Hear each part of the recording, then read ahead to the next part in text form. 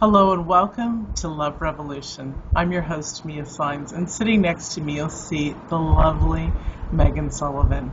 So Meg is it's not food love eat, it's whole food love. She and her sister have this company that inspires people to eat better, and she's here to share with us all about it. She's an advocate for women and for taking care of our beautiful temples that we have. And so it's more fun to have her just jump in. So remember, before we get started and I turn you over to Meg, please get your yummy drink. I have mine today.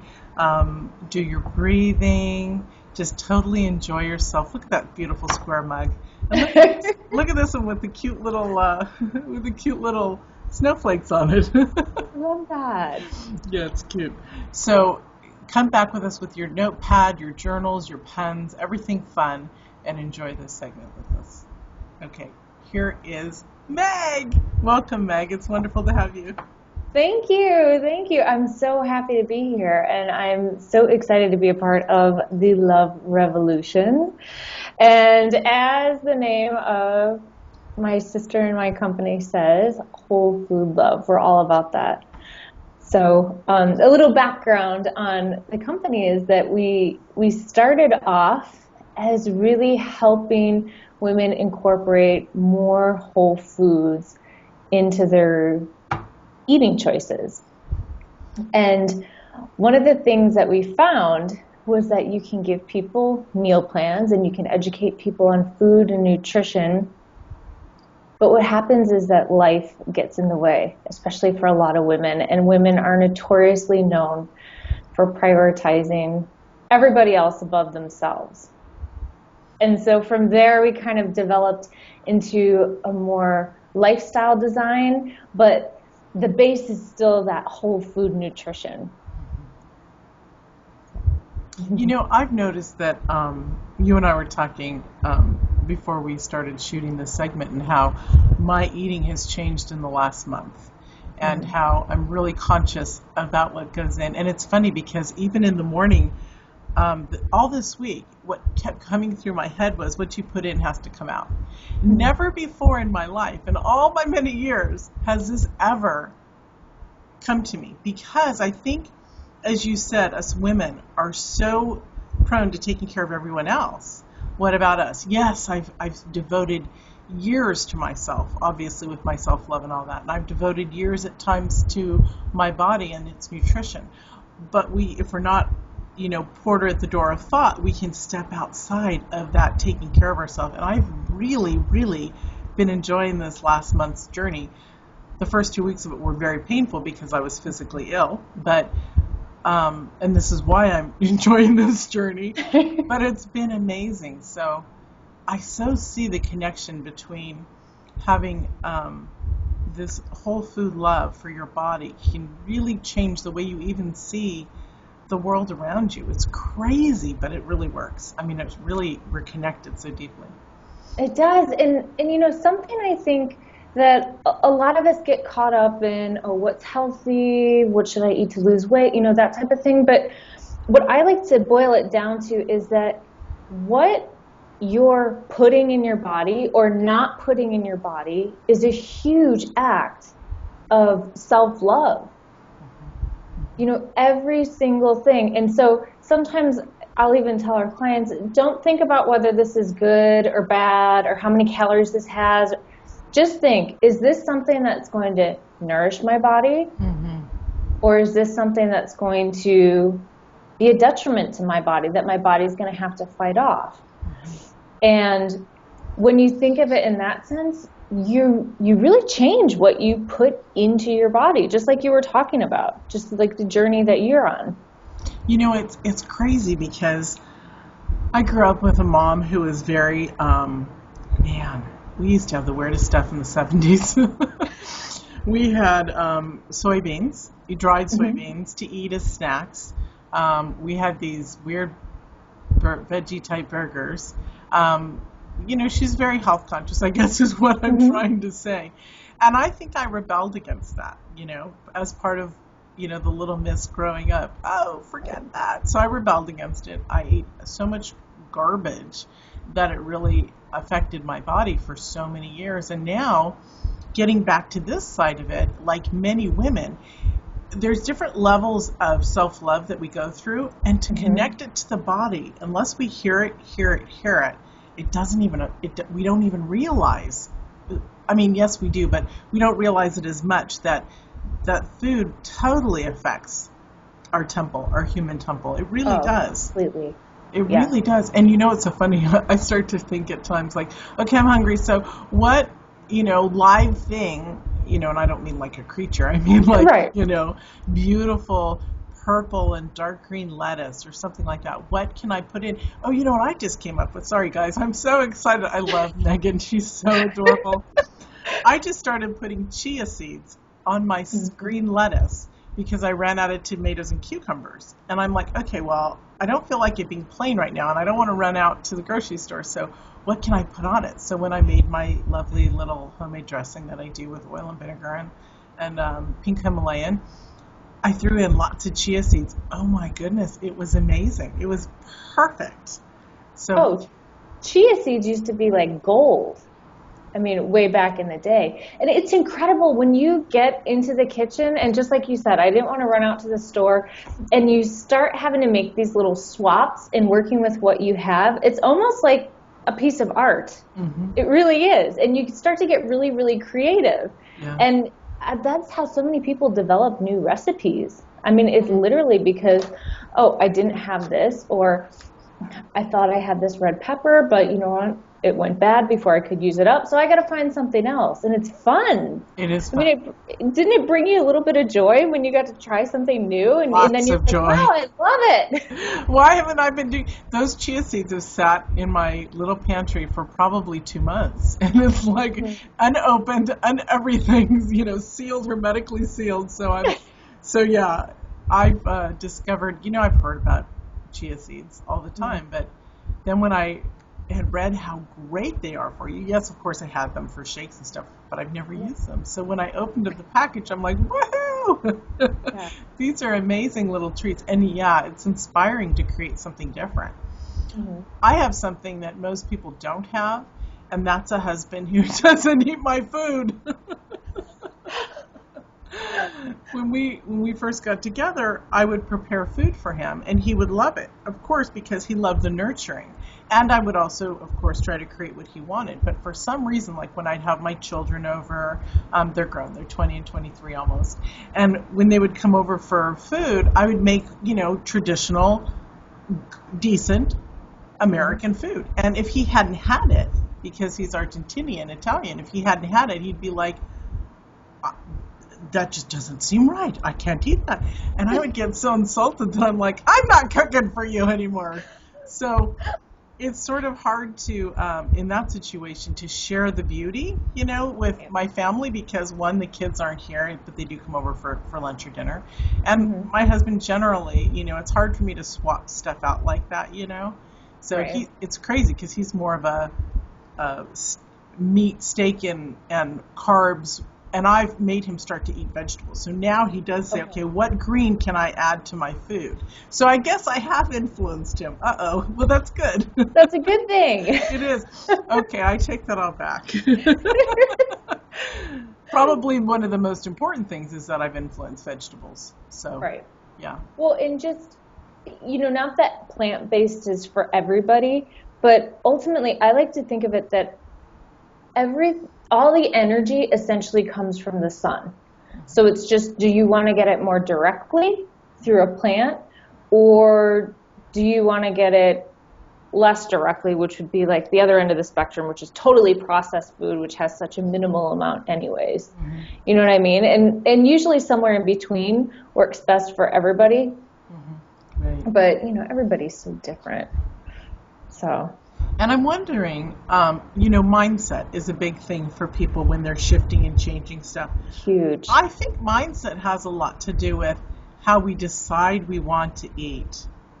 Is that true? Do you believe? Absolutely. It changed the way I eat.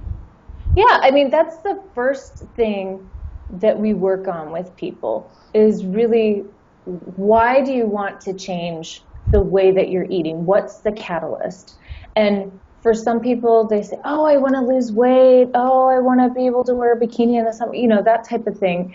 But it's really, what is that going to bring you? If you lose weight, does that mean that you're going to have the energy to spend with your kids, or the energy to spend with your spouse, or the energy to go out and take that dancing lesson that you've been wanting to take?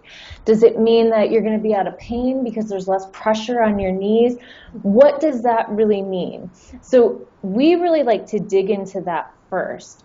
And then, kind of like I mentioned before, food is a necessary part of our life.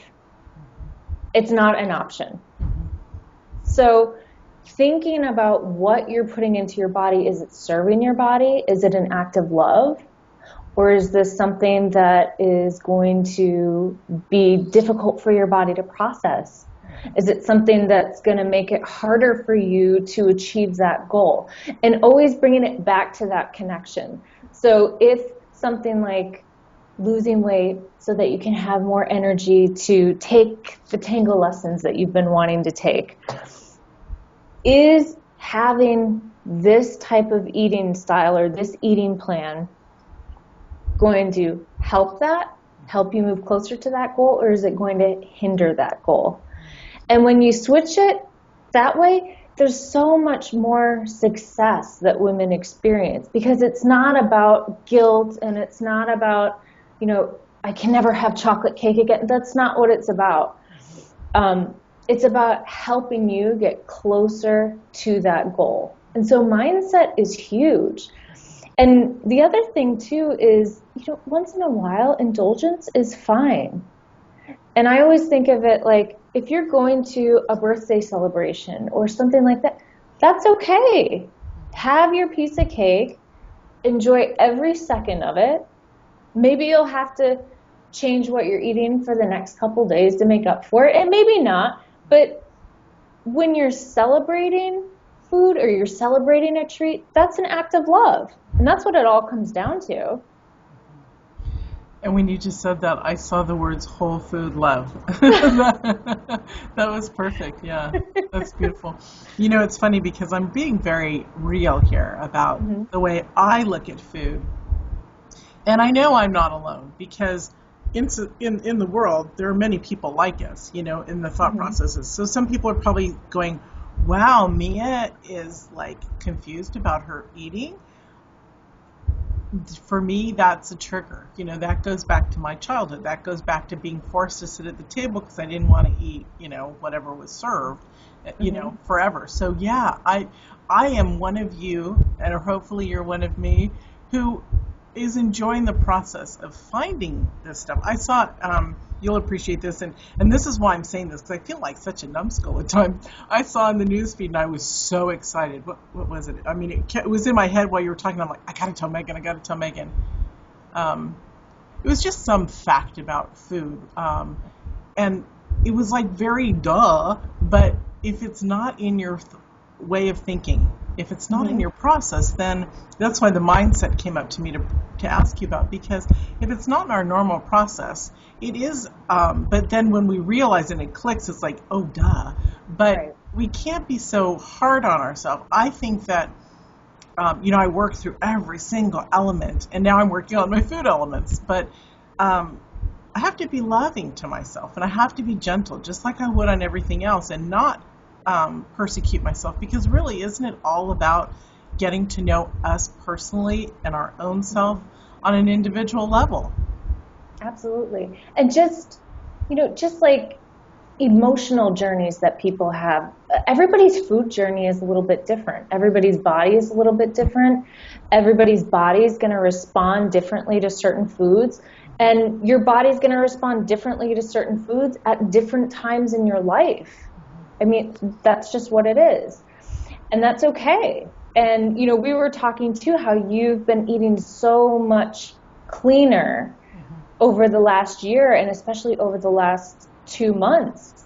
And how now sometimes when you incorporate something that you haven't had in a while, or that's not as clean, you feel it right away, because you have totally cleaned this temple, and you're still working towards cleaning it even more. But your body's going to react differently to something that you used to be able to eat 2 years ago, because it's so much more sensitive to it now. And so I think we have to think of our food journeys not as a finite thing, like I'm going to eat this way for 6 weeks, or I'm going to eat this way for a year, I'm going to eat this way till I lose weight. Think of it as a conversation that you're having with your body. And when you're putting food into it, and I'm a huge fan of journaling, your body will tell you if it likes this food, or if it responds well to this food. It's going to tell you by how you're feeling. And the journal brings it up so clearly. You know, you'll be able to see it usually within even a couple days. And sometimes I'll use the analogy that your body will at first tell you in whispers, and it'll give you the opportunity to listen, and it'll give you the opportunity to respond and change.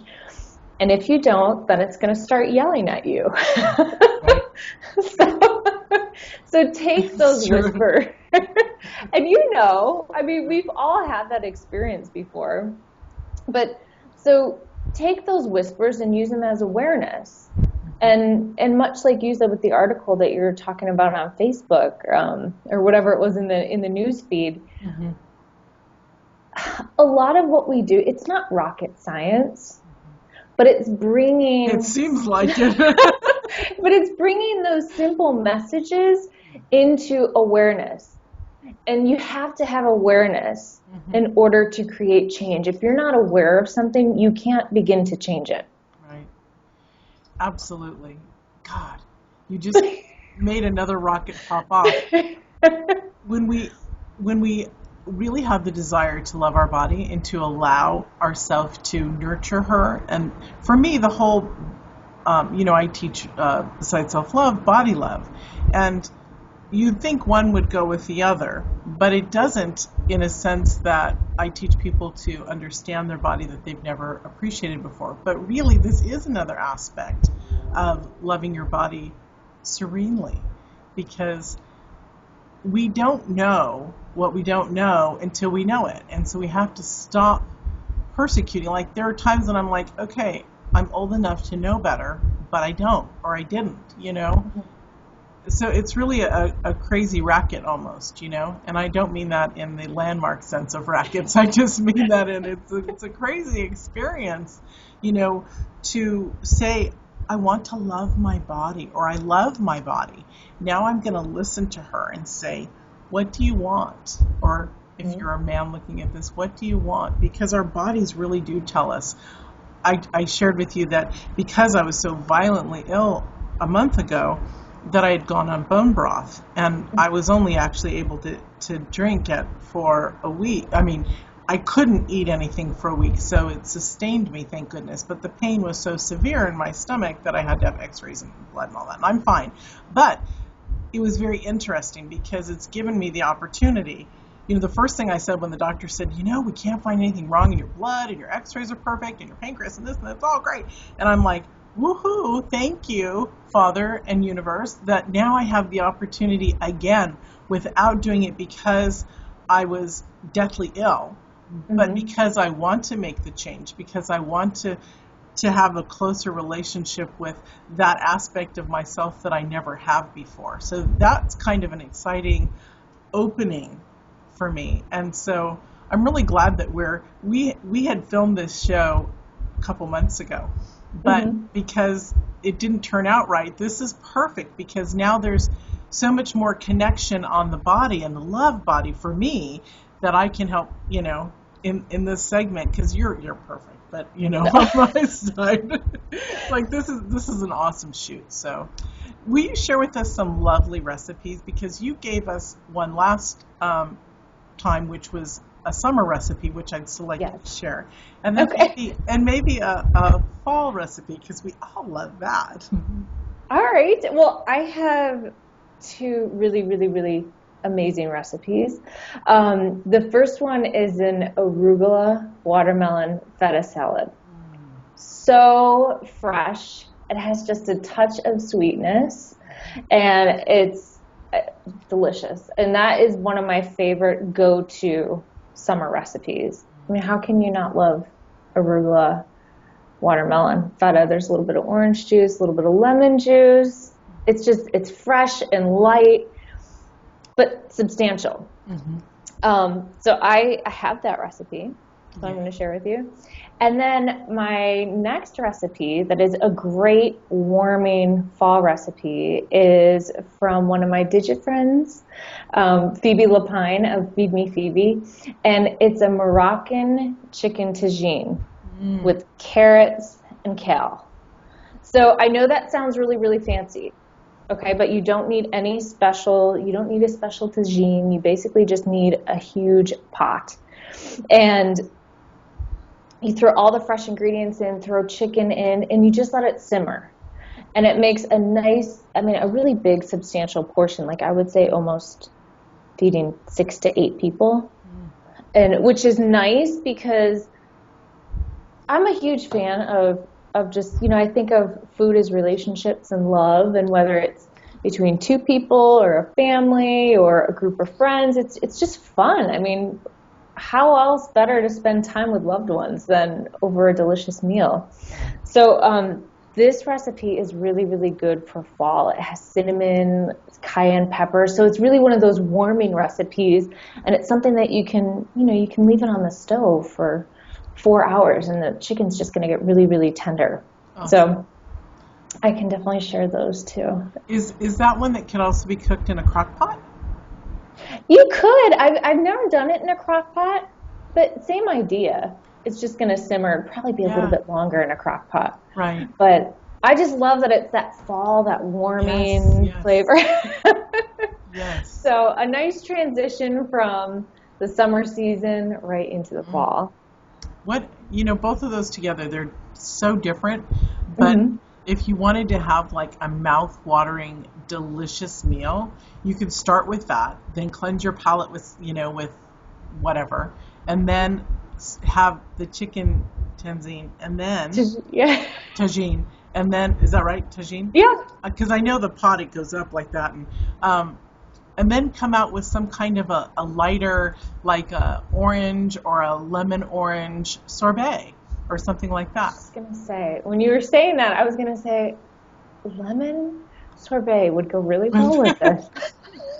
That's awesome.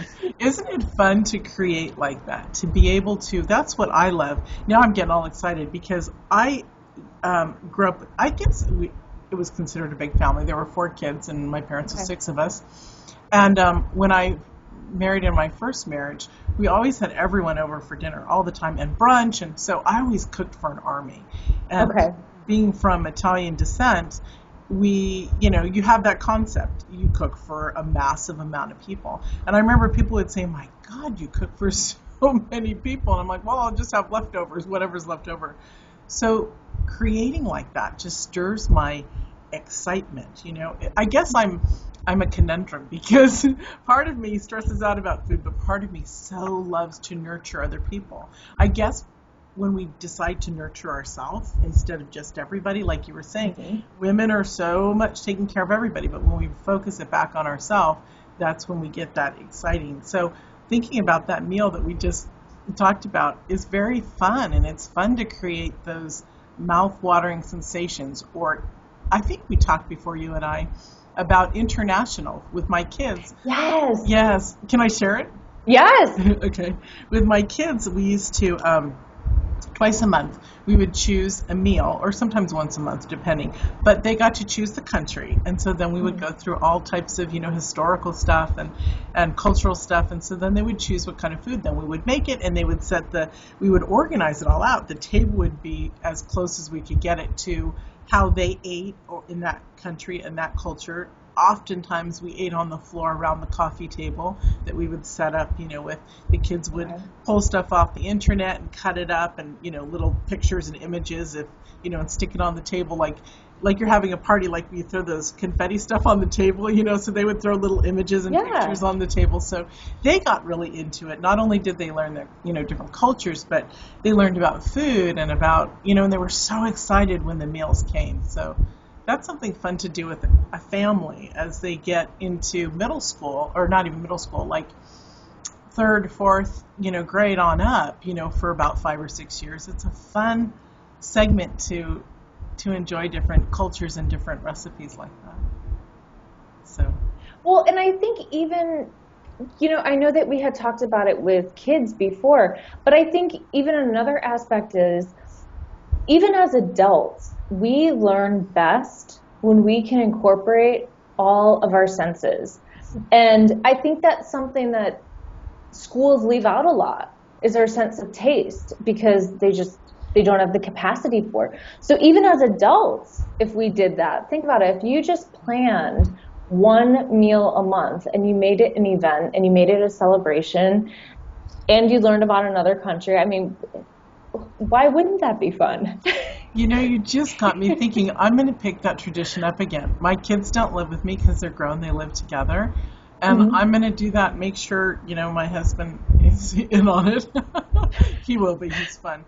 But do that, because that really, even though, we're in a different family framework, we can still do that. They love to come over and hang out with mom. So that's a great idea. I'm gonna pick that up again. You just made me realize I can still do that. We should all be lifelong learners. Exactly. I mean, that's what keeps us growing.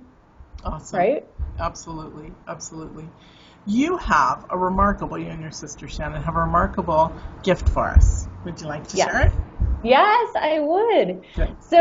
So many women will come to us wanting to lose weight. And our belief is that it's more than just the food that you're putting into your mouth, the food that you're putting into your body. There's so much more to it. So we have a webinar that we would like to gift everybody, and it's how to succeed at weight loss, even if you have a super busy schedule. And the webinars, I know, but what it does is it also talks about those non-food factors, because those are huge. And kind of like we talked about at the beginning of the interview, I can give you a meal plan, and I can tell you exactly what to eat, and I can educate you on food and nutrition, but life comes up, and there's other things in your life, there's stressors, there's joy. Are you honoring yourself? Do you have some form of movement that makes you happy? There's so much more to it than just food. So that is one of our favorite webinars, and that's what we'd love to gift the audience of Love Revolution. Good. That's lovely. Thank you. And that will be in our daily email. And so then what you'll do is you click on the link, and then it'll take you to a special page where you can sign up so you can get information for this training event. So that's awesome. Awesome. Are you going to have live Q&A at the end? Well, this is a recording. Oh, okay. So, but that being said, if anybody has questions or wants to connect about specifics, then we'll have contact information in there. Awesome. Perfect. So. Lovely. Thank you. What else would you like to leave us with? Not that you haven't shared enough. But I guess my parting thought would just be that, like I said, I think it's so easy to get worked up about, food and calories and certain things like that, and just really make it simple for yourselves. Is what you're putting into your body an act of love or not an act of love? And if it's not an act of love, rethink it. And can you change it to an act of love by changing what you're putting into your body? And that's what it's all about. I'm sorry, we're going to go off on another little tangent here. I love that you said that, because something that some people know from listening to my work is I destroyed my body on purpose when I was young, in my very early 20s, because I didn't want men to keep coming on to me. And my husband wouldn't stop it. He liked the fact that men would come on to me. And so I went from having what society would deem as a perfect, brick house body, to gaining weight to keep men away from each, I would say, well, I got to eat through each culture almost so that they'd stop looking at me. And what that did was it put so much stress on my body that it almost killed me. So this relationship is harder for some women than it is for others about food. But it's also beautiful, because when I think back on it, I love my journey. I absolutely love it. I wouldn't be who I am today, who I absolutely love my life. But I am sorry that I didn't have the support of a mom to encourage me against doing that. She encouraged me to do that. And it was probably jealousy or whatever. That doesn't matter. Mm-hmm. But it's really beautiful what you said about building this relationship with ourselves. And it's really powerful stuff. It really, really is. I would love to tell each and every woman, just go on this journey and embrace yourself so that you can discover how magnificent you are just through the way you treat your body. Because we can. There are many women who do, many men too, who we hurt our bodies on purpose or not on purpose, subconsciously or consciously, and to look at, what am I doing to my body? There are a lot of people who become alcoholics because of their pain. Instead of dealing with the pain, that's how they deal with it. So that hurts your body. There's people who overeat in order to protect themselves. That does hurt our beautiful, beautiful bodies. There's so many things like that. So I'm really grateful for the work that you do, because it touches deeper than just here's some food, eat it, here's your diet plan. This is what you guys are doing. It's healing the wounds within. So my hat's off to you guys. It's beautiful. Thank you. So thank you so much. I love what you said about the journey too, and I'm sorry I can't let you go yet. No, I really love what you said about the journey, because it is a journey, and it's gonna hit different people at different times in their lives and after different experiences. And for you, like what you were saying, it's unfortunate that you had that experience of hurting your body at that time in your life, but look at you now. You've come out on the other side.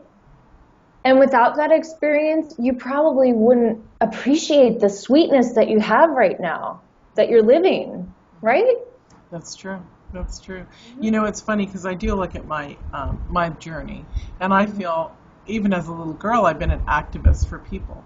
But I wasn't an activist for myself. I bypassed everything about me, except for, my self-love work. But I had to realize that self-love is not just about the internal wounds of childhood. Self-love is about the external beauty of who we are. We wouldn't want to roll in mud and present ourselves to, somebody at their dinner party, because, we have more respect for ourselves, and we respect others by being an exemplary person.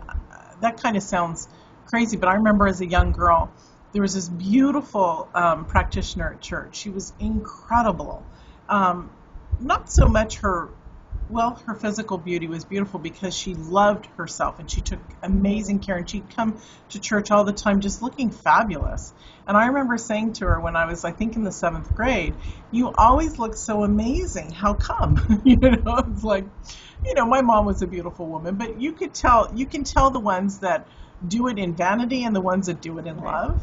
And so she said, "I do this because I love God and I love myself." And I was like, wow, amazing that, yes, we have different terminology, each woman or each man, on how we represent ourselves. But her core was, her spiritualism. Her core was, she wanted to show the world that she so loves her life, she so loves herself, and she so loves the divine, that she would take such pride in herself. And I have to say that she passed away recently, and she was a huge influencer in my life. And when I think about things like that, it takes us back to, I think she was 90 something, but when she passed, but but she glowed, right? Exactly. I mean, magnificent woman. So her whole life, because she honored not just her her self-love or her interior spiritual, she also honored her exterior, which is what the world sees. So there's a lot of power in